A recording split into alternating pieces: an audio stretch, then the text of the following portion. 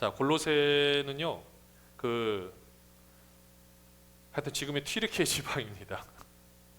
튀르키예 지방에 예전에 고대 브리기아 그 남부 지방에 루커스 강 계곡 근처에 있는 이 하나의 도시인데요. 지금은 그렇게 유명하진 않아요. 그때 당시도 골로새가 있고요. 그 옆에 라오디게아라고 들어보셨죠? 요한계시록에 보면 등장하는 그 소아시아의 7교회, 그리고 히에라볼리, 요렇게 요 세 군데를 중심으로 당시 골로새 교회의 지도자였던 에바브라가 열심히 사역을 했습니다. 한번 우리가 그냥 오늘은요, 여러분들 펜도 잘 준비하시고 생각을 한번 해보시고 메모를 하시면 되는데요. 사도 바울이 에베소에서 열심히 목회를 했습니다. 에베소에서 사역을 할 때 한 3년간 열심히 사역을 할 때 그곳에서 회심한 사람이 바로 에바브라예요. 에바브라가 그래서 본인의 이제 고향 땅으로 가서 교회를 개척을 하게 됩니다. 그게 바로 골로새 교회입니다. 그 골로새 교회는 사도 바울이 개척한 교회는 아니에요. 그러니까 열심히 사역을 이렇게 하고 있는데 지금 보니까 사도 바울이 지금은 이제 감옥에 갇혔습니다. 어디 감옥인지 정확히 알 수 없지만 대부분 이제 로마 감옥으로 추정을 하고 있어요. 1, 2, 3차 선교 여행을 다 마치고 나서 이제 감옥에 갇혔는데 그때 이제 골로새 교회에게 쓰는 편지가 바로 이 골로새서입니다. 보니까 그 에바브라에 의해서 골로새 교회 상황이 어떠한지 사도 바울의 이야기를 들었어요. 듣고 나서 이 교회를 향해서 한번 편지를 써야겠다. 이렇게 마음을 먹고 쓴 건데요. 왜냐하면 그 당시에 골로새 교회 그쪽 지방에는요, 아까 브리기아라 그랬는데 브리기아 지방 자체가 이 동양적인 어떻게 보면은 미신 같은 그 나름대로의 토속 신앙이 있는 곳입니다. 그러다 보니까 이곳에서 지금 교회가 설립이 되고 이제 신앙생활을 하려면은 어떤 상황들이 있느냐, 그런 사상들이 계속해서 막 들어오고 있는 상황에서 그것들을 지켜내야 되거든요. 그러다 보니 그렇게 필요를 느껴서 쓴 책이 바로 이 골로새서이기도 합니다. 또 그 당시에는 그런 사상뿐만 아니라 막 금욕주의, 때로는 또 성적으로 굉장히 방탕한 이런 것들이 다 맞물려 있다 보니까 이 신앙을 지킨다는 게 참 이렇게 어려웠어요. 그래서 그곳에서 어떻게 하면 신앙생활을 할 수 있을까라는 이 관점을 가지고 쓴 골로새서가 사실은 골로새 교회뿐만 아니라 그 뒤에도 많은 도움이 됐던 것을 봅니다. 먼저 이 말씀을 이렇게 보면서 참 중요한 것은 사도 바울은 골로새 교회 필요를 위해서 썼지만 그것은 우리의 삶 가운데서도 또 우리 교회 문제를 해결하는 데도 큰 도움이 되었다라는 사실이죠. 한번 여러분들 골로새서 1장 4절을 한번 보시면은요, 먼저 이렇게 시작을 하고 있습니다. 이는 그리스도 예수 안에 너희의 믿음과 모든 성도에 대한 사랑을 어떻게 얘기했다고요? 들었다라고 이야기를 하죠. 사도 바울이 지금 이 에바브라를 통해서 교회의 상황에 대해서 들었습니다. 그래서 이제 들은 거에 대해서 감사하는 마음을 표현하고 있는 거예요. 그럼 에바브라한테 배우는 것을 어떻게 하느냐? 7절에 한번 보시면은 여러분 거기다 이제 메모를 다 하시면 됩니다. 지금 말씀드린 구절에는 꼭 메모를 하셔서 거기다 동그라미 하나 쳐놓으세요. 그래서 지금은 그냥 듣는 것이 아니라 그 말씀을 한번 여러분들이 보시고 전체 맥락을 파악해서 이제 우리 삶 가운데 어떻게 적용할 것인지를 찾으려고 하는 겁니다. 이제까지는 우리가 설교를 주제 설교, 강의 설교 많은 방법들이 있는데 지금 중요한 거는요, 어차피 이 예배 시간에는 하나님의 말씀을 듣는 시간인데 저희 이야기를 듣는 게 아니에요. 하나님께서 말씀하신 걸 듣는 거. 그럼 뭐냐? 성경 이야기를 하는 겁니다. 그러니까 메모를 잘 한번 해보시기를 바랍니다. 7절에 보시면은 같이 읽어볼게요. 여러분 큰 목소리로 같이 한번 읽어주세요. 이와 같이 사랑하는 에바브라에게 너희가 배웠나니 그는 너희를 위한 그리스도의 신실한 일꾼이요. 자, 에바브라에게 너희가 배웠다 그랬죠. 너희가 누굽니까? 골로새 교회 성도들이죠. 그럼 에바브라가 지금 어디에 있어요? 우리와 함께 종된, 지금 같이 여기에 있는 거예요. 종된 사랑하는 에바브라에 너희가 배웠다. 너희를 위한 그리스도의 신실한 일꾼이라고 하는 겁니다. 자, 그러면 그 당시에 교회의 문제가 뭐였냐면요, 이런 겁니다. 예수 그리스도 외에 다른 것들이 필요하다, 이런 게 그 당시 문제였던 거예요. 그러니까 예수 그리스도 한 분만으로 충분한데 예수 그리스도 외에 금욕을 해야 되고, 아니면 그 신적인 존재에 나가기 위해서는 천사의 도움이 있어야 되니까 약간 천사를 숭배해야 되고, 이런 가르침들이 있었어요. 그러니까 이런 곳에서 어떻게 하면 이것을 이겨낼 수 있을까 고민한 거거든요. 여러분들 이거를 먼저 우리의 상황에서 한번 적용해 보시면, 여러분들 예수 그리스도 한 분만으로 충분하십니까? 여러분들 예수 그리스도 한 분만으로 충분하십니까? 오늘날의 예수 그리스도 한 분만으로 충분해요. 근데 그 예수를 잘 모르니까, 제대로 된 의미를 모르니까 다른 것으로 충만해야 된다라고 생각을 합니다. 사실 다른 것들이 결국은 다 예수 그리스도를 예표하는 거예요. 예수 그리스도를 말하고 있는 건데, 그래서 사도 바울은요, 이 예수 그리스도에 대해서 철저하게 설명을 해야 되는 거예요. 예수 그리스도를 설명하는 것이 한문으로 뭔지 아십니까? 그게 바로 기독이에요. 기독. 여러분들 우리가 무슨 교회예요? 기독교죠. 여러분들 기독교는 그리스도교죠. 기독이 뭡니까? 그 하나님께서 이 땅 가운데 오신 거, 이거를 기독이라고 말하고 있는 거예요. 하나님이 사람이 되셔서 이 땅 가운데 우리가 눈에 보이는 형상으로 나타나신 것이 기독입니다. 그러면 이 기독교의 핵심이 바로 예수 그리스도라면, 그러면 이 기독론에 대해서 정말 압축해서 기록해 놓은 것이 오늘 바로 이 골로새서 특별히 1장 15절부터 시작되는 말씀이에요. 자, 우리가 그러면 15절을 먼저 한번 읽어볼까요? 어떻게 사도 바울이 이야기를 하고 있는지. 그러니까 그 당시 사람들은 그리스도 한 분만으로 충분하지 않고, 또 당시 영지주의는 그리스도가 육체로 왔기 때문에 그건 하나님이 아니다, 하나님일 수가 없다, 신적인 존재가 아니다, 이렇게 생각하고 있는 상황이었어요. 그러니까 이게 모든 것들이 막 짬뽕이 되어 있는 골로새 지방이 그런 지역이었습니다. 근데 사도 바울이 딱 뭐라고 선포를 하고 있죠? 같이 한번 읽어볼까요? 그는 보이지 아니하는 하나님의 형상이지요, 모든 피조물보다 먼저 나신 이시니. 그렇죠? 보이지 않는 하나님의 형상이래요. 눈에 보이는 이 예수 그리스도가 보니까 보이지 않는 하나님의 형상이라는 거예요. 그리고 모든 피조물보다 먼저 나신 자라는 것입니다. 이게 바로 사도 바울이 그들에게 꼭 필요한 이 기독론이었던 거예요. 그 다음에 나타나 있지 않죠? 여러분 성경 16절 한번 보십시오. 뭐라고 되어 있습니까? 여러분들 눈으로 보시면 됩니다. 메모만 하시면 돼요. 만물이 그에게서 창조에다 동그라미 치시고요, 창조되되 하늘과 땅에서 보이는 것들과 보이지 않는 것들. 뭐라고요? 보이는 것들, 눈에 보이는 것들과 보이지 않는 것들이 있어요. 보이지 않는 것들과 혹은 왕권들이나 주권들이나 통치자들이나 권세들이나 만물이 다 그로 말미암고 그를 위하여 창조되었고, 누구를 위하여서요? 예수 그리스도를 위해서. 뭐 어떤 거요? 왕권. 그 당시 왕권하면 대단한 겁니다. 이런 모든 것들이 눈에 보이지 않지만 우리를 지배하고 있는 힘이 있잖아요. 여러분들 법이 눈에 보입니까? 우리 교통법 눈에 보입니까? 보이지 않아요. 그러나 지키는 것들은 우리가 다 알고 있습니다. 그리고 그것이 우리한테 영향 미치지 않나요? 우리 법이라는 게 우리 눈에 보이지 않아도 내가 누군가를 지금 도둑질을 하거나 살인을 하면 법의 심판을 받게 되어 있습니다. 눈에 보이지 않아도 이 모든 것들이 다 그렇게 연결되어 있어요. 더 쉽게 생각할 수 있는 것은 바로 사랑의 끈입니다. 왜냐하면 우리가 내 자녀를 사랑하는 거, 내 이웃을 사랑하는 거, 내 남편 아내를 사랑하는 거 눈으로 보이지 않아요. 그렇지만 우리는 다 연결이 되어 있습니다. 이런 것처럼 이런 모든 것들이 결국 이 세상의 모든 만물의 법칙은 누구를 위해서 창조가 되었다? 그를 위하여 창조되었다라는 거죠. 근데 중요한 건 그분이 우리를 위해서 십자가에 못 박히셨다는 사실이에요. 결국 이 세상 모든 만물은 우리의 새로운 삶을 위해서 하나님께서 준비해 놓으셨다라는 것입니다. 17절에 보시면요, 또한 그가 만물보다 먼저 계시고 만물이 그 안에 함께 섰느니라. 그리고 뭐라고 말하고 있습니까? 18절에 그는 몸인 교회의 머리시라. 이렇게 해서 그분이 바로 예수 그리스도가 교회의 머리시라는 것, 그가 근본이시고 죽은 자들 가운데서 먼저 나신 이시니 이는 친히 만물의 으뜸이 되려 하심이요. 19절 아버지께서는 모든 충만으로 예수 안에 거하게 하셨다라고 말씀을 하고 있습니다. 모든 것으로 그 안에 함께 하시는 걸로 말씀하셨어요. 자, 이렇게 예수 그리스도가 어떤 분이신지 분명하게 말씀을 해주고 있습니다. 여러분들 이 말씀만 봐도 이러면 뭐예요? 하나님의 모든 충만한 것이 예수 그리스도 안에 다 있는 거예요. 그럼 우리는 예수 그리스도를 소유하면 하나님의 모든 충만한 것을 소유한 자 아니겠습니까? 그런데 다른 이유가 더 필요할까요? 다른 삶의 목적이 더 필요할까요? 우리가 이 생명력을 우리가 제대로 알고 경험을 할 수 있으면 이제는 더 다른 것을 더 찾을 필요가 없다라는 것입니다. 우리의 삶 가운데 힘들 때가 있어요. 공허할 때가 있습니다.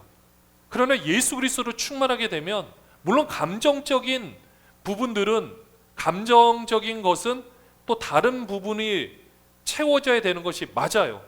그렇지만 이 모든 것은 하나님의 모든 것으로 충만할 수 있다라는 것입니다. 사도 바울은 이 핵심을 전하기 위해서 이제까지 어떻게 이야기를 했느냐, 이 핵심을 보여줄 수 있는 장소가 어디입니까? 교회밖에 없어요. 그래서 사도 바울은 24절에 보시면 뭐라고 고백을 하는지 아십니까? 나는 이제 너희를 위하여 받는 괴로움을 기뻐하고 그리스도의 남은 고난을 그의 몸된 교회를 위하여 내 육체에 채우노라 라고 했습니다. 너희를 위하여 받는 괴로움을 기뻐하고 그리스도의 남은 고난을 그의 몸된 교회를 위하여 내 육체에 채우노라. 이렇게 해서 사도 바울이 열심히 감당하는 이 사명을 감당하는 이유는 그리스도의 남은 고난을 몸된 교회를 위해서 내 육체에 채운다라고 했습니다. 교회를 그만큼 사랑하는 마음이죠. 우리도 우리에게 맡겨진 직분은 무엇을 위해서 우리가 있을까요?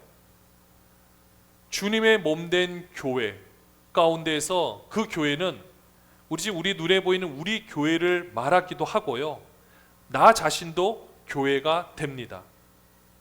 내 자신이 거룩한 하나님이 거하시는 성전, 우리는 교회의 한 지체이면서 우리도 교회예요. 그러기 위해서 어떻게 한다고요? 남은 고난을 내 육체에 채운다. 이게 무슨 표현일까요?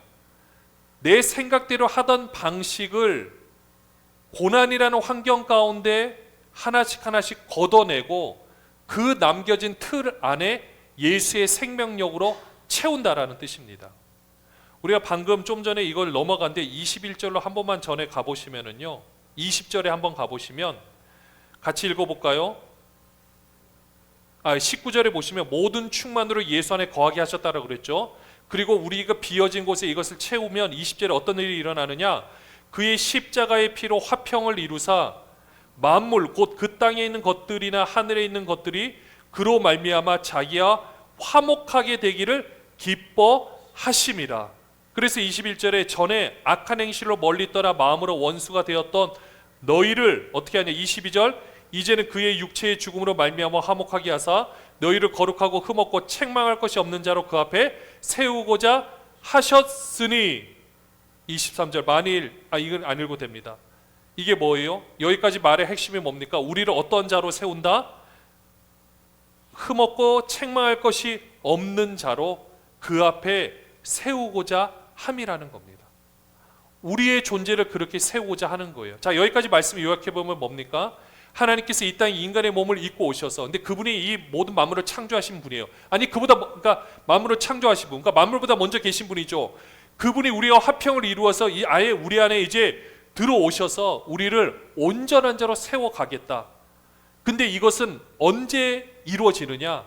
우리가 교회라는 직분을 생각할 때, 내가 뭐 권사나 장로나 집사냐 이걸 떠나서요, 내가 교회다, 그리고 내가 이루어서 주님의 몸된 교회를 이루어간다, 이것을 깨달을 때 하나님께서 우리 안에 역사를 해주셔서 우리가 그 놀라운 사명을 감당하는 자로 세워지는 줄로 믿습니다.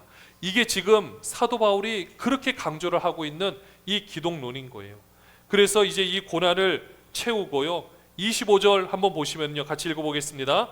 내가 교회의 일꾼 된 것은 하나님이 너희를 위하여 내게 주신 직분을 따라 하나님의 말씀을 이루려 함이니라. 여러분들, 하나님의 말씀을 이루는 게 뭘까요? 여러분을 향한 하나님의 뜻입니다. 여러분을 향한 하나님의 뜻인데 이것은요 시시각각 변할 수 있어요. 그러니까 변한다는 게 뭐냐, 하나님의 뜻은 분명히 이루어 가십니다. 근데 내가 순종하느냐, 아니면 내가 여기서 버티느냐, 아니면 여기서 내가 이 생각을 받아들이지 않느냐, 이거에 따라서 조금씩 바뀌어지겠지만 결국 궁극적인 하나님의 뜻은 이루어져 가요. 바로 여러분의 삶을 통하여 하나님이 하시고자 하는 바를 나타내려고 하는 그 계획을 이루어 가시는 줄로 믿습니다. 이게 하나님의 말씀을 이루어 가는 거예요. 그렇게 해서 어떻게 하는 거냐, 28절에 보면 답은 딱 나와 있습니다. 같이 읽어볼게요. 우리가 그를 전파하여 각 사람을 권하고 모든 지혜로 각 사람을 가르침은 각 사람을 그리스도 안에서 완전한 자로 세우려 함이니. 여러분, 완전한 자가 되시기를 주님의 이름으로 축원합니다. 우리 삶 가운데서 이런 완전한 자가 되면 그 다음의 삶은 말할 것이 없어요. 다르게 표현할 것이 없습니다. 삶의 모양들은 달라요. 내가 하는 일이 다 같을 수 없습니다. 그러나 내가 삶을 바라보는 시각은 완전한 자로서 그리스도의 충만함으로 보는 시각이 완전하게 달라지게 되는 것입니다. 그래서 사도 바울은요, 이런 고백을 합니다. 29절 같이 한번 읽어보시면요, 이를 위하여 나도 내 속에서 능력으로 역사하시는 이의 역사를 따라 힘을 다하여 수고하노라. 이렇게 말씀하고 있는 거예요. 이 골로새 교회 가운데서 사도 바울이 이렇게 기독론을 설명하고 2장 1절에 보시면 이 에바브라가 골로새 교회, 그 다음에 라오디게아, 그리고 히에라볼리에 있는 이 세 지역을 순회하면서 목회를 한 것으로 보여집니다. 그리고 2장 1절에 보시면 내가 너희와 라오디게아에 있는 자들과 물은 내 육신의 얼굴을 보지 못한 자들을 위하여 얼마나 힘쓰는지를 너희가 알기를 원하노니. 바로 우리는 모른다 할지라도 그 당시에 골로새 교회 성도들도 이런 생각할 수 있어요. 아, 우리는 혼자만 우리가 신앙생활을 하는구나. 그러나 사도 바울도 그렇고 주변의 동역자들이 함께 연합해서 사역을 하고 있다라는 것입니다. 이걸 우리가 분명히 기억해야 하는 거죠. 사실 이 앞에 이렇게 장황한 설명을 하는 이유는요, 4절에 보면 나타나 있습니다. 4절에 뭐라고 되어 있죠? 내가 이것을 말하면 아무도 교묘한 말로 너희를 속이지 못하게 하려 함이니. 자, 여러분들 저를 한번 보십시오. 이제 이 시대 문제로 한번 들어가 볼 건데요, 이걸 우리 입장에서 그냥 들으면 이게 별로 우리한테 와닿지가 않습니다. 그러나 현실의 문제와 딱 맞닥뜨리면 이게 얼마나 큰 문제인지 알 수가 있습니다. 지금 라오디게아 이쪽하고의 골로새, 그리고 특별히 히에라볼리, 이 라오디게아 교회 이쪽도요, 요한계시록에서 이따 한번 살펴보겠지만 여기는 굉장히 부자 동네입니다. 안약이 유명했고 굉장히 유명한 안과병원이 유명했고, 그 당시에 검은 양털, 이 양털 제조하는 이 업이 굉장히 뛰어나서 너무나도 많은 돈을 벌었어요. 이러다 보니까 근데 이 라오디게아 교회를 나중에 요한계시록을 보면은 어떻게 책망하는지 아십니까? 너희가 아예 그러니까 더운 것도 아니고 찬 것도 아니고 미지근한 상태를 이야기를 하거든요. 자, 그렇게 얘기를 하는데 왜 그러냐면 그 주변이 골로새에서는 찬물이 잘 공급이 돼요. 근데 이 여기는 공급이, 그러니까 찬물도 오다 보면 미지근하게 바뀌고 옆에 히에라볼리의 뜨거운 곳에서 뜨거운 온천수가 오다가도 식어요. 애매한 위치에 있긴 해요. 그러니까 이거에 대해서 책망을 하고 있는데요, 이 당시에 자, 우리 생활로 한번 들어가 보면 이런 겁니다. 지금 우리가 같이 예배 끝나면 우리 어떻게 해요? 열심히 해서 일을 해야 되죠. 당시 일을 하는데 예를 들어서 양털을 가지고 우리가 지금 다 그 업을 한다고 생각할게요. 뭐 우리가 각자 브랜드를 가지고 이제 사업을 지금 하고 있어요. 근데 중요한 것은 이 양털을 공급을 받아야 돼요. 그러려면 뭘 해야 되느냐? 그 당시에 상인연합회가 길드라는 이름으로 조직이 되어 있습니다. 이 길드라는 곳에 있는데, 그러면 그 길드에서는 뭘 하느냐? 한 달에 한 번 정도 다 같이 모여서 제의의식을 펼쳐요. 그러니까 지금으로 말하면 그냥 모여서 파티를 여는 겁니다. 그럼 이때 파티를 열 때 어떻게 하느냐? 그 길드, 양털을 공급받는 모든 사람들은 다 참석해야 돼요. 의무입니다. 우리가 지금 다 거기 그러면 한 달에 한 번 정도 가면 참석을 해요. 그럼 가서 뭘 하느냐? 그 주최자가 그 앞에서 이제 이 행사를 시작하기 위해서 뭐 초도 피우고 또 포도주도 이게 전제에 붓는 뭐 이런 행사를 합니다. 그러면 그때 다 같이 고백하는 게 뭐 아폴로 신이라든지 그 당시에 굉장히 큰 신들을 이름을 찬양하면서 우리가 이렇게 될 수 있는 것이 그 아폴로 신 때문에 그렇습니다 라고 다 얘기를 하면, 자, 여러분들 어떻게 하시겠습니까? 여러분들은 그때 어떻게 하시겠습니까? 대부분은 다신교라서 이거 말하는데 아무 지장이 없어요. 그러나 우리는 어떻게 하겠습니까? 문제는 뭐냐? 그걸 안 하면 그때부터 왕따가 시작이 됩니다. 그때부터 그 좋은 품질의 원료를 공급받지 못합니다. 당장 자녀들 굶어 굶길 수도 있습니다. 어떻게 하시겠습니까? 여러분들 어떻게 하시겠습니까? 이런 심정으로 이 골로새서를 읽어야 하는 겁니다. 그 상황 가운데서 그러면 그 다음에 어떤 일이 있느냐? 먼저 그 부분에서 먼저 1차적으로 걸리는 일이 나와요. 그러다가 그 다음에는 어떻게 되느냐, 또 시간이 거기서 이제 그 다음에 함께 파티를 하는데 또 그 음식들을 먹으면서 제사를 지내거든요. 이제 그 내장하고 기름 부분들은, 좋은 부위는 태워서 똑같이 태우고요. 나머지를 나누는데 이때도 우리에게 이 고기를 공급해 주시는 분이, 이 식탁을 제공해 주시는 분이 어떤 신이다 라고 얘기할 때 여러분들 어떻게 하시겠습니까? 그때도 참석 안 하면, 그걸 말하지 않으면 엄청난 핍박이 시작이 됩니다. 그리고 마지막,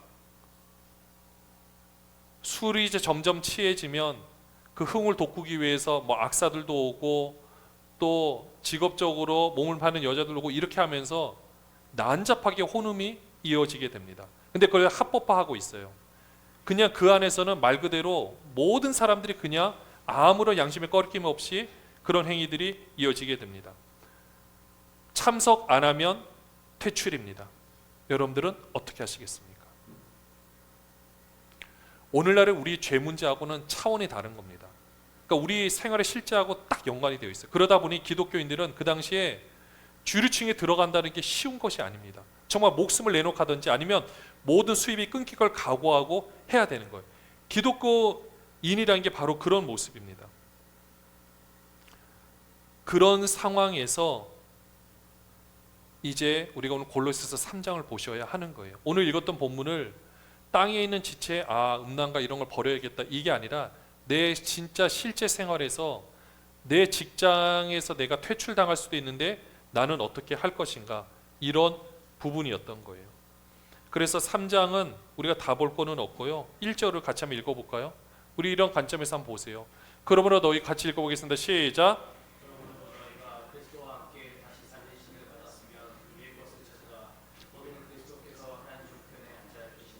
신앙인의 모습이 바로 그런 거였습니다. 위의 것을 찾는 거였어요. 그러면 밑에 있는 것은 무엇이냐? 2절에 보시면 위의 것을 생각하고 땅의 것을 생각하지 말라라고 했어요. 땅의 것이 무엇일까요? 바로 5절에 보시면은 그러므로 땅에 있는 지체를 죽이라, 곧 음란과 부정과 사욕과 악한 정욕과 탐심이니 탐심은 우상 숭배니라. 자, 우상 숭배가 오늘날의 다른 종교를 그냥 가는다, 그런 개념이 아닙니다. 우리 입장에서 생각하시면 안 돼요. 그 당시에 내 생활과 나의 모든 경제적 이 모든 밑거름의 토대가 이거를 부정하느냐 부정하지 않느냐, 그런 거예요. 이런 음란한 행위들을 하냐 안 하냐, 그 다음에 입술로 고백하냐 안 하냐, 이런 문제였던 것입니다. 근데 이런 것들은 사도 바울도 단호히 얘기하죠. 이런 거 버리라고. 그럼 여러분들은 어떻게 하시겠습니까? 여러분들 예수 믿기 위하여 그 모든 것들을 다 포기하시겠습니까? 이게 오늘날에 우리가 던져야 될 질문들인 거예요.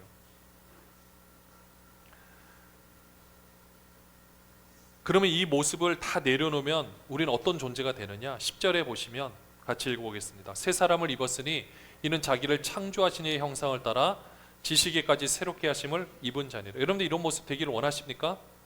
우리가 예전 같으면 아멘을 쉽게 해도 지금은 아멘 하기가 어려워요. 왜냐? 기득권 다 내려놓으셔야 돼요. 이 세상에서 통용되는 이런 범죄들 다 내려놓아야 하는 겁니다. 진짜 어려운 문제가 될 수가 있습니다. 그렇기 때문에 이 문제는 다 걸릴 수밖에 없는 거예요. 사랑하는 여러분들, 우리가 그러면은 이 상황에서 한번 고민해 봐야 되는 게,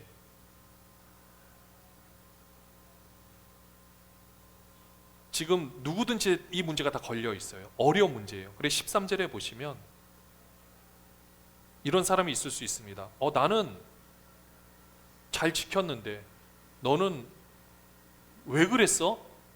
라고 또 우리가 할 수 있는 입장은 아니에요.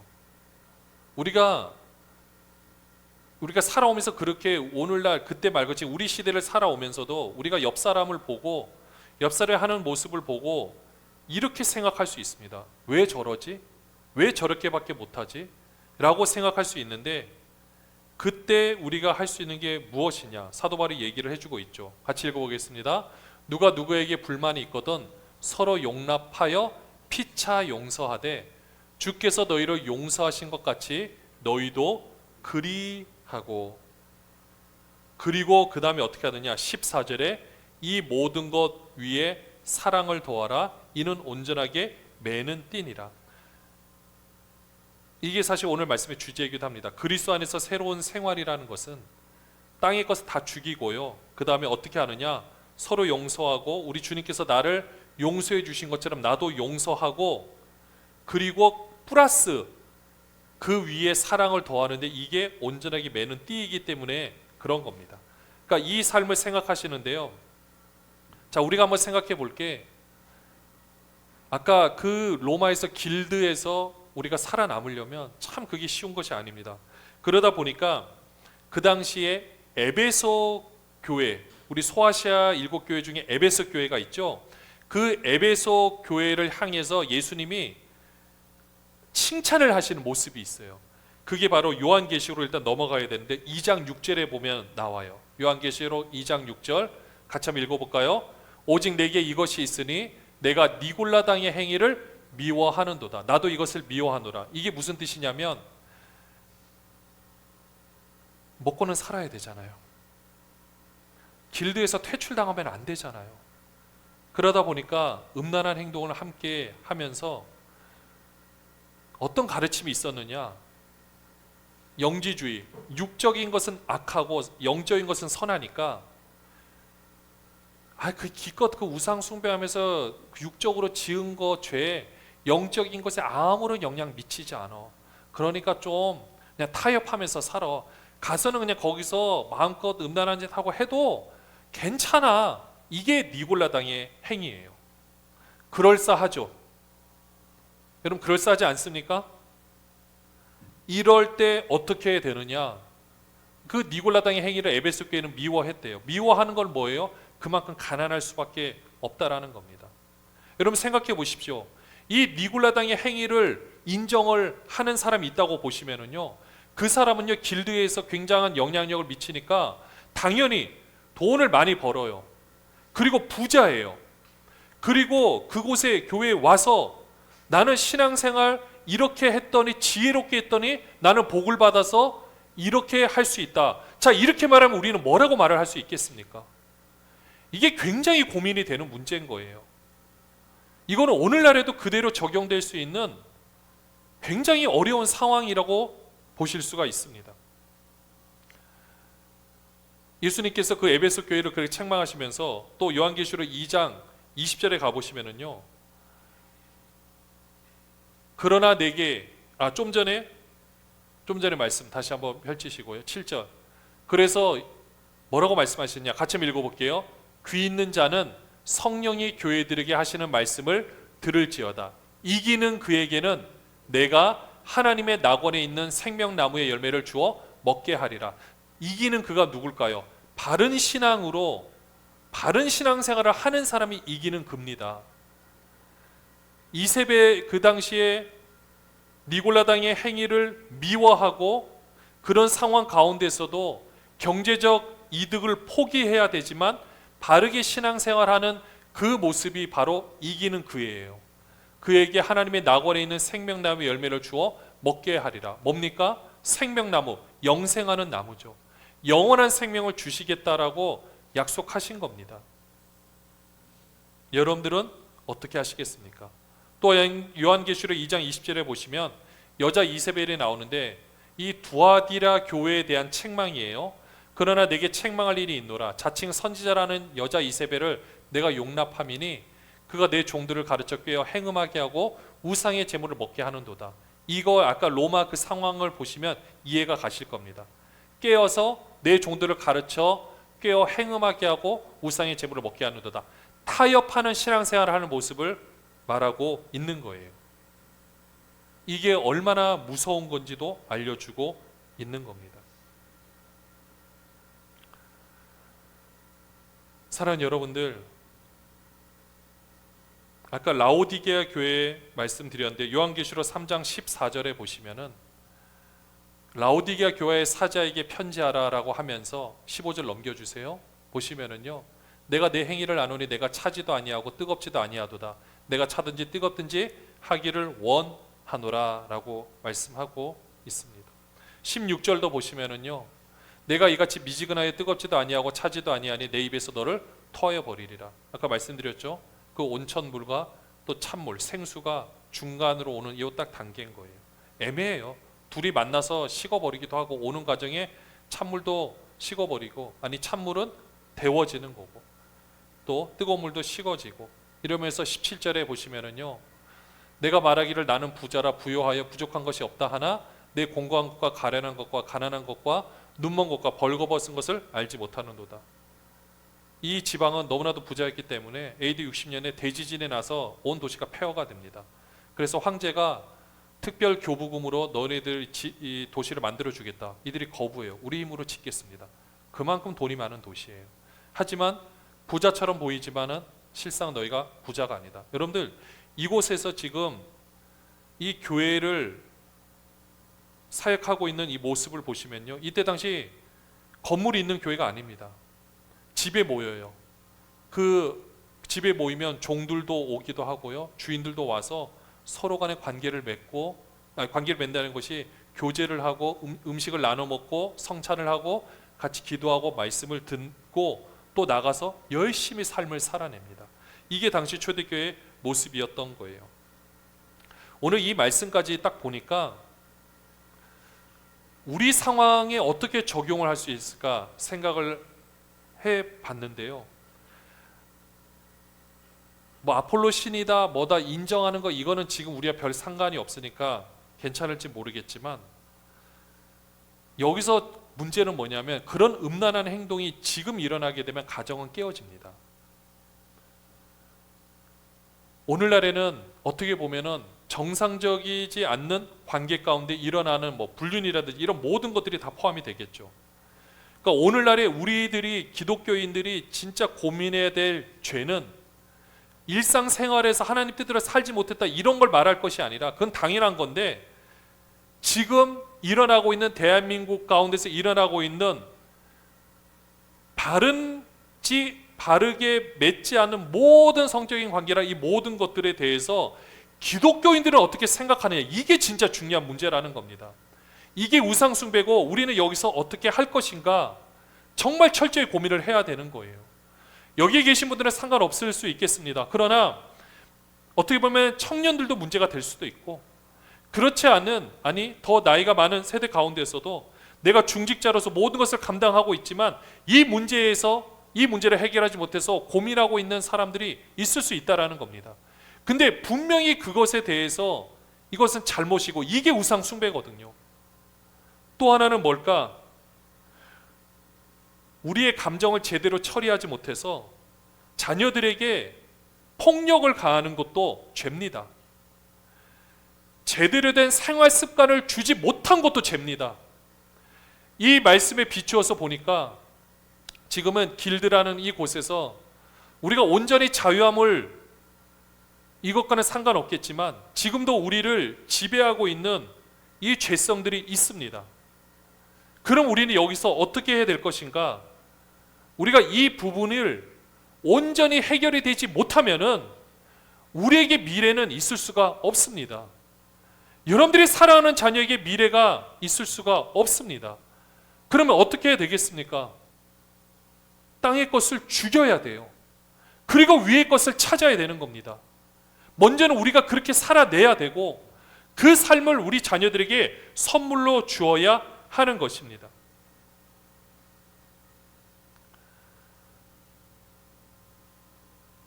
그래서 다시 골로새서 이제 4장으로 가시면은요, 1절에 같이 한번 읽어볼까요? 이건 지금 누구를 대상으로 말하냐? 지금 같이 모여있는 교인들이에요. 근데 교인들이 노예도 있고 주인도 있어요. 결코 로마 사회에서는 볼 수 없는 모습입니다. 그런 상황에서 이렇게 사도 바울이 권면하고 있습니다. 같이 읽어볼까요? 상전들아, 의와 공평을 종들에게 베풀지니 너희에게도 하늘의 상전이 계심을 알지어다.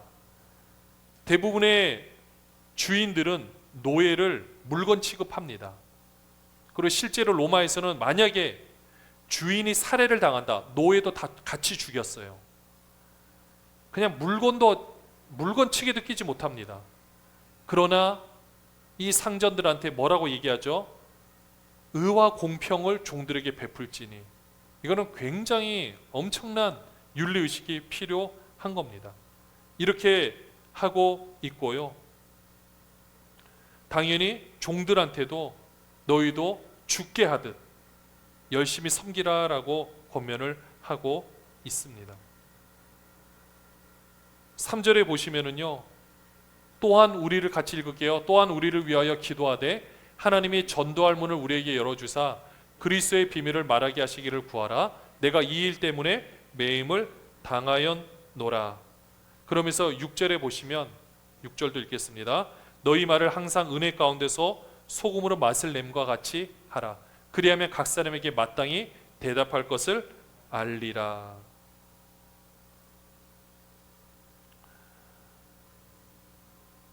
여기까지 말씀을 보시면 이제 말씀을 마무리를 하겠습니다.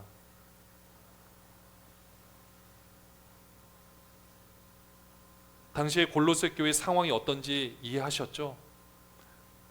원래 기본적인 로마의 영향 아래 신앙을 할 때 천사를 숭배해야 되는 것은 아닌가? 극단적으로 금욕을 해야 되는 것은 아닌가? 아니면 다른 철학을 받아들여야만 되는 것은 아닌가? 내가 하나님을 만나는데 어떻게 그냥 만날 수 있겠어?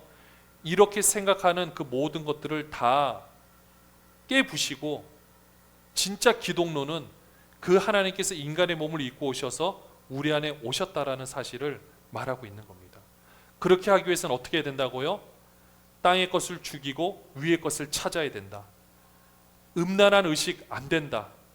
그리고 입술로 우리 주 예수 그리스도 외에는 다른 것을 선포하는 거 안 된다 라고 정확히 정리를 해주고, 바른 삶을 사는데 특별히 말할 때도 정말 지혜롭게 해서 소금으로 맛을 낸과 같이 은혜 가운데서 바른 말을 통해서 아름다운 관계를 이루어가라. 너희들의 모습을 통해서 진짜 하나님의 모습을 보여주어라. 이것이 그 골로새 교회를 향한 사도 바울의 마음이었고, 이것이 오늘날 우리 모든 교회를 향한 하나님 아버지의 마음인 줄로 믿습니다. 우리의 혹시라도 우리의 삶 가운데서 땅의 것 때문에 고민하고 있다라면 여러분들 다 이 모든 것을 다 처리받기를 주님의 이름으로 축원합니다. 하물며 우리의 거짓된 모습, 땅의 것을 다 처리받으시면 여러분의 삶은 정말로 날마다 새로워지실 것입니다. 그리스도 안에서 새로운 생활은 이런 삶을 말하고 있는 겁니다. 여러분의 삶도 복되고 남도 복되게 하는 삶, 이 삶을 하나님께서 우리에게 선물로 주셨습니다. 우리는 이 삶을 누리시면 됩니다. 이전에 골로새서를 보실 때 그 마음을 느끼셨으면 좋겠고요. 오늘도 하나님께서 나를 통해서 새로운 일을 행하시는구나, 그것이 바로 새로운 삶이구나, 이 새로운 삶을 기억하시고 더 복된 삶을 살아드릴 수 있는 모든 분들 되시길 주님의 이름으로 축원합니다.